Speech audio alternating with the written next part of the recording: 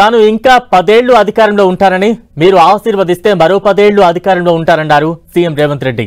గత బీఆర్ఎస్ పాలకులు తమ కుటుంబాల కోసమే ఆలోచించారే తప్ప నిరుద్యోగుల గురించి ఏనాడు ఆలోచించలేదని తెలిపారు.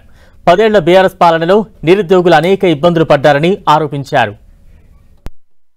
మాజీ ముఖ్యమంత్రి చంద్రశేఖరరావు గారిని, నీ కుటుంబ సభ్యులకు నీ బంధువులకు ఉద్యోగం లేకపోతే 100 రోజులు కూడా నువ్వు ఆగలేదే, నీ కుటుంబ సభ్యులకు ఉద్యోగాలు ఇచ్చుకున్నావు కదా. ఈ పిల్లలు ఏం పాపం చేసిండ్రు? 3650 రోజుల నుంచి దాదాపుగా 10 సంవత్సరాల నుంచి ఉద్యోగ నియామకాల కోసం 30 లక్షల మంది నిరుద్యోగ యువకులు ఎదురు చూస్తున్నారు. కళ్ళు కాయలు కాసేలాగా ఈరోజు నిరీక్షిస్తున్నారు.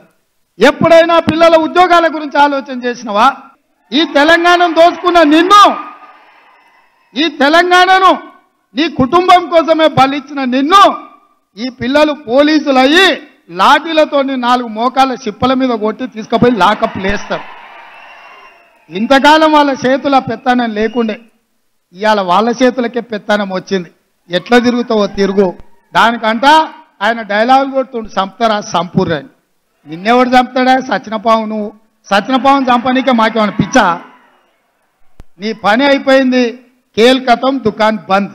రాబోయే 10 సంవత్సరాలు నిరంతరం రోజుకు 24 గంటలు 10 ఏళ్ళు మీకోసం కొట్లాడతా, 10 ఏళ్ళు మీకోసం చేస్తా, 10 ఏళ్ళు ఈ బాధ్యతలో ఉంటా. మీరు ఆశీర్వదిస్తే ఇంకో 10 ఏళ్ళు కూడా ఇందిరమ్మ రాజ్యం ఉంటుంది. చంద్రశేఖరరావు, నీకు సూటిగా సవాలు విసురుతున్నా. ఈ 10 ఏళ్లలో నీ శాతనైతే ఒక్క ఎంటిక వీక్కొని చూడు, అప్పుడు నీకు తెలుస్తుంది. ఆయన ఎంబడే అధికారంలోకి వస్తా అంటుండు. రాబిట్ ఎట్లొస్తావు? ఉంటా నేనే కదా, ఏడుకోతా. ఈయనే ఉంటా, నీ సంగతి ఏందో చూస్తా. ఈ తెలంగాణ రాష్ట్రం మీది.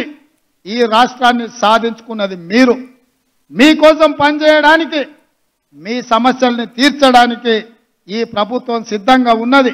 ఏ విధంగా అయితే పబ్లిక్ సర్వీస్ కమిషన్ నుంచి పోటీ పరీక్షల నోటిఫికేషన్లు విడుదల చేస్తామో, పోటీ పరీక్షలకు ప్రిపేర్ కాండి, మీరు సన్నద్ధులు కాండి. ప్రభుత్వంలో ప్రైవేట్లో ఉద్యోగ ఉపాధి అవకాశాలు కల్పించే బాధ్యతగా నేను తీసుకుంటా. ఇవాళ ఏ దారి లేక మళ్ళీ నీళ్ళ దారి పట్టిండు. ఎందుకంటే ఏ సెంటిమెంట్ ఆయన దగ్గర లేదు. పరిపాలనలో ఆయన చేసింది ఏమీ లేదు. ఇవాళ కాళేశ్వరంలో 1,00,000 కోట్లు ఖర్చు పెడితే 1,00,000 ఎకరాలకు నీళ్లు ఇయ్యలేదని ఇవాళ విజిలెన్స్ అండ్ ఎన్ఫోర్స్మెంట్ నుంచి మొదలు పెడితే వివిధ విచారణ సంస్థలు నివేదికలు ఇచ్చినాయి. ఆ అవినీతి కుంభకోణం బయట పడుతుందని, అది మేడిగడ్డ కాదు మేడిపండు, దాన్ని పొట్ట విసుకుతే మొత్తం పురుగులు ఉన్నాయన్న సంగతి బయట పడుతుందని దాన్ని కప్పిపుచ్చడానికి ఇవాళ కృష్ణానది జలాలను అడ్డం పెట్టుకొని నల్లగొండల సభ అంటున్నాడు. ఏది జరిగినా ఈ రాష్ట్రంలో గంజాయి మొక్కలు ఉండొద్దు. తులసి వనంలో మొలిసిన గంజాయి మొక్కలను కూకటి వేళ్లతోని పునాదులతో సహా కదిలించాల్సిన బాధ్యత, పీకి వేయాల్సిన బాధ్యత, ఈ గంజాయి మొక్కల్ని ఏరివేయాల్సిన బాధ్యత మీ మీద ఉన్నది. మీరు ఇవాళ ప్రతిన బూనాలి.